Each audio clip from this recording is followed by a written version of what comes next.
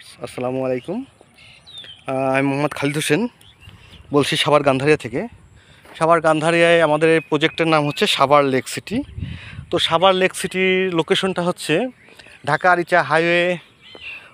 ঢাকা আরিচা হাইওয়ের পাশে আলম হাউজিং আছে, বলিয়াপুর আলম হাউজিং একদম পিছনেই আমাদের এই হাউজিংটা। এই জন্য এটার নাম দিয়েছি সাভার লেক সিটি, বা কারণ আমাদের লেক, এটার পাশ দিয়ে আমাদের একটা লেক আছে। তো এটা হচ্ছে 60 ফিট অ্যাভিনিউ রোডের আমাদের অনেক প্লট দেখাচ্ছি। 60 ফিট অ্যাভিনিউ রোড থেকে আমাদের একটা শাখা রোড বেরিয়ে গেছে, 20 ফিটের শাখা রোড। 20 ফিট শাখা রোডের সঙ্গেই আমাদের একটা প্লট আছে। আমাদের প্লটের তো আসলে বিভিন্ন রকম দাম, 60 ফিটের সাথে একরকম দাম, 20 ফিটের সাথে একরকম দাম, কর্নার প্লটের একরকম দাম, দক্ষিণমুখী একরকম দাম, এরকম বিভিন্ন দামের আছে। তো আমাদের এই একটা প্লট আছে যেটা 20 ফিটের সাথে, এটা মোটামুটি একটু রিজনেবল প্রাইজে। এই হচ্ছে প্লটটা। আমরা প্লটে যেহেতু ঘাস হয়ে গেছে বোঝা যাচ্ছে না। এই হচ্ছে ইট, এই বাউন্ডারি ওয়ালের ভিতরে যতটুকু আছে এই ততটুকু প্লটের সাইজ, এবং আপনি পেমেন্টও করবেন ততটুকু প্লট। এগুলো 4 পর্চার জমি, 4 পর্চার জমি একেবারেই ব্যক্তি মালিকানা। হ্যাঁ, CSRS VS খাজনা খারিজ কমপ্লিট। বিকজ কেন কমপ্লিট হচ্ছে, আমরা অন্য অন্য জমিগুলো তো বিক্রি করে ফেলেছি। তো এক দাগে 100-150 শতক জমি আছে, তা পুরোটাই যদি খাজনা খারিজ দিয়ে কমপ্লিট না করা হয় তাহলে তো বাদবাকিগুলো বিক্রি করা সম্ভব হয়নি। তো এই কারণেই এটা মানে খাজনা খারিজ সব কমপ্লিট করা আছে। তো এখানে জমির পরিমাণ আছে হচ্ছে লাগে 8 শতাংশ, 8 শতাংশ। ঠিক আছে। এটা উঁচু, প্রাকৃতিকভাবে উঁচু জমি ছিল, কিন্তু 4-5 ফিট এখানে বালি ফেলা হয়েছে। কারণ হচ্ছে লাগে এইগুলো সব উঁচু জমি, উঁচু জমি। এটাতে বালি ফেলে একসময় মানুষ যখন সবজি হয়েছে, তখন ধানের প্রয়োজন হয়েছে, চালের প্রয়োজন হয়েছে, তখন মানুষ আবার এগুলো কেটে এই মাটিগুলো অন্য কোথাও বিক্রি করছে ভাটায় করে, এই মাটিগুলো দিয়ে এইখানে আবার ধান চাষ করছে। তো এই হচ্ছে রাস্তাটা, এই হচ্ছে রাস্তাটা।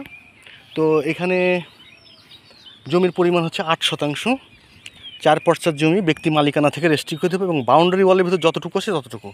ব্যক্তি মালিকানা থেকে রেজিস্ট্রি করলে কী হয়, রেজিস্ট্রি খরচটা কম হয়।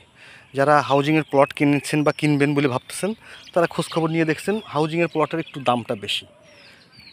হ্যাঁ, প্রতি শতকে বোধহয় 80,000 টাকা করে এক্সট্রা চার্জ দিতে হয়। এই জন্যই আমরা ব্যক্তি মালিকানা থেকে রেজিস্ট্রি করে দিই সরাসরি। ঠিক আছে। তো যতটুকু বাউন্ডারি ওয়ালের ভিতরে আছে ততটুকুই আপনি এই জমিটা নিতে পারবেন। আমাদের এখানে জমি কেনার নিয়ম হচ্ছে, প্রথমে আপনি জমি দেখবেন, জমি পছন্দ করবেন, তারপর দামাদামি করবেন। দামাদামিতে যদি আপনার সাথে আমার মিলে যায়, আপনি কাগজপত্র নেবেন। কাগজপত্র তো যদি আপনার ভালো লাগে, আপনি বায়না করবেন। বায়না করে আপনার বায়না করার আগে আপনি যে কন্ডিশন দিবেন, যে কতদিনের ভিতরে টাকা শোধ করবেন, বা কত টাকা পেমেন্ট করবেন অ্যাডভান্স, আর কয় টাকা আপনি বাকি রেখে রেজিস্ট্রি নেবেন, বা ফুল পেমেন্টের রেজিস্ট্রি নেবেন, সেটা সমস্ত কিছুর উপরে নির্ভর করে একটা জমির দামাদামি।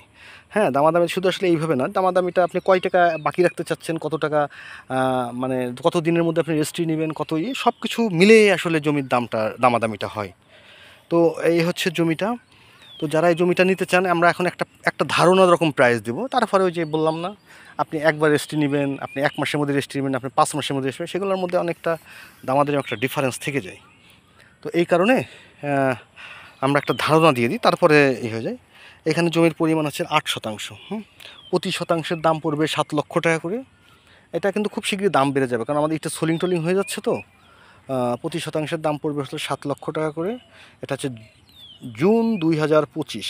প্রতি শতাংশের দাম পড়বে 7 লক্ষ টাকা করে। তো যারা নিতে চান তারা যোগাযোগ করতে পারেন, কারণ জমির দামটা খুব দ্রুত বেড়ে যাবে। তো ধন্যবাদ, ভালো থাকবেন। অনেক কিছুই বলে ফেললাম।